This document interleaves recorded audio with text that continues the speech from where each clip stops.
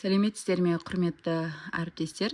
Бүгін сіздерге интеллектуалдық сайысқа өте керемет жүзден жүйрік атты жаңағы дода бәйгесін ұсынатын боламын. Бұл жерде сіздерге Play Market'тен жасалынған барлығы жаңағы дайын үлгіде берілген. Сіздер тек қана бұл жерден сұрақтарын, жауаптарын өзгертсеңіздер болады, және де кезеңдерді бірнеше кезеңге созсаңыздар да болады.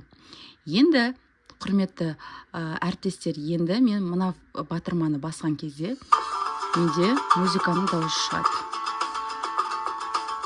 Ал мен бірінші кезеңді бастаймын.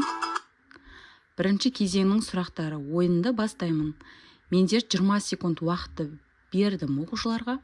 Мына жерде мына сұрақты бассам, менде 10 балдық сұрақ, және мен мына батырманы бассам, оқушылар осы уақыт аралығында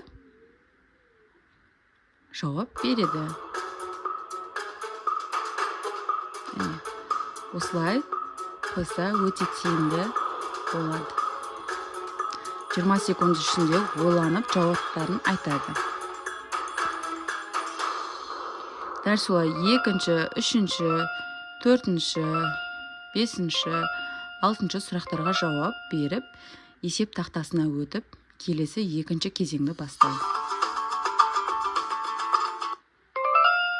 Екінші кезеңге мен 20 ұпайдан 3 сұрақ қана қойдым 3 тобыма.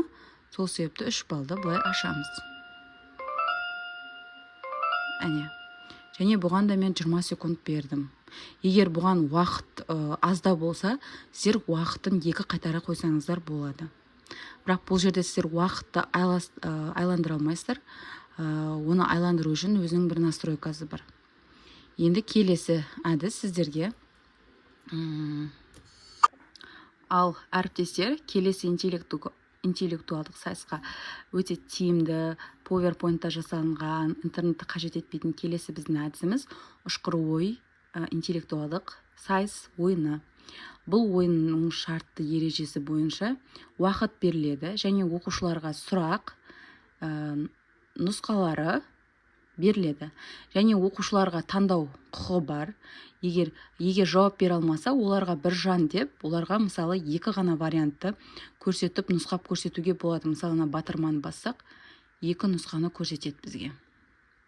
Ал мына батырманы бассақ, мына жерге сіздерге көмек ретінде осы сұраққа сәйкес жауабына сәйкес сөздер жазсаңыздар болады. Сол сияқты нұсқалар санын көбейтуге болады. Мына жерде мен бірнеше сұрақтар қойғанмын. Енді дәл осы ойынды ойнап көрейік. Ең алдымен жаңағы мына батырманы басып,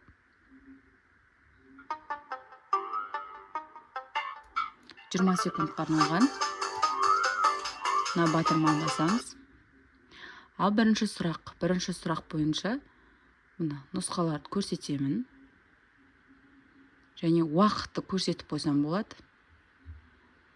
Уақыттың дауысын шығару үшін мына батырманы басасыздар, болып сонда шығады.